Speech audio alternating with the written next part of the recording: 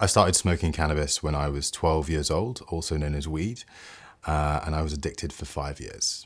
The way that I got into the drug was I was hanging out with a lot of older kids at the time, and someone offered me a joint, and I had no reason not to trust them because they were friends of mine, so I took it. And that just became a part of the way that we socialized with each other. It was just a part of what we did when we were hanging out.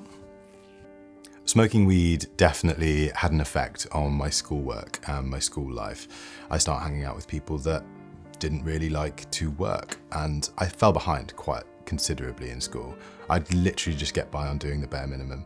I think when I was 15 was when I started to realize that I really had a problem, because I was more stoned than I was sober. And a typical week would look like, on a Monday morning, I would smoke a joint before school. I would get stoned at lunchtime. I would go home, have dinner, and then get stoned with my friends after that. And that was on repeat Monday to Friday.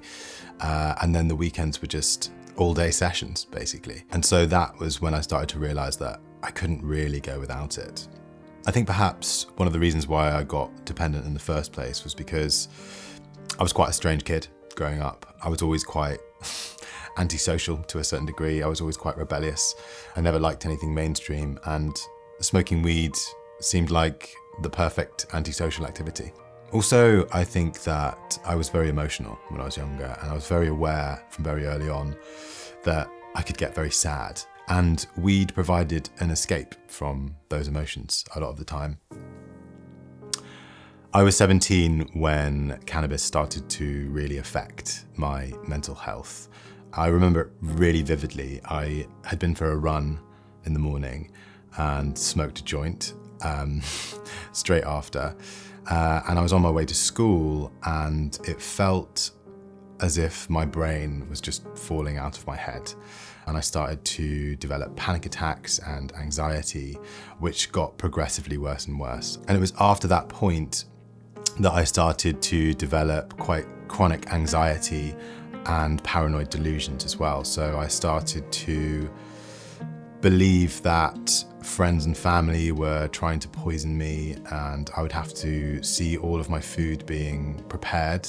I really felt like it was over for me. I thought that I had snapped my brain in half and there was no chance of recovery. I thought I was going to be in a cannabis-induced psychosis for the rest of my life. I was terrified. Honestly, it was some of the scariest years of my life.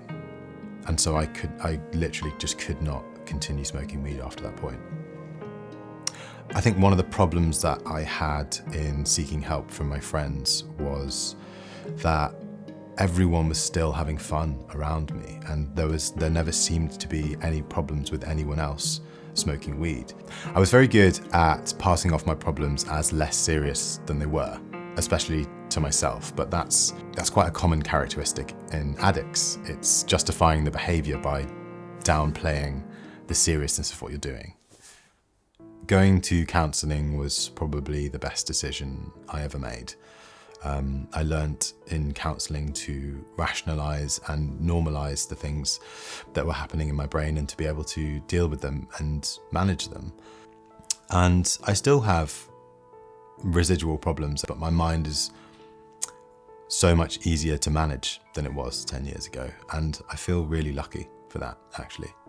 I mean, the biggest regret for me is that I started smoking weed so early. And when you're in your early teens, even your mid-teens, your brain is still developing and it's still so fragile. And you only get one brain and you have to live in it for the rest of your life. So you should take care of it as best you can.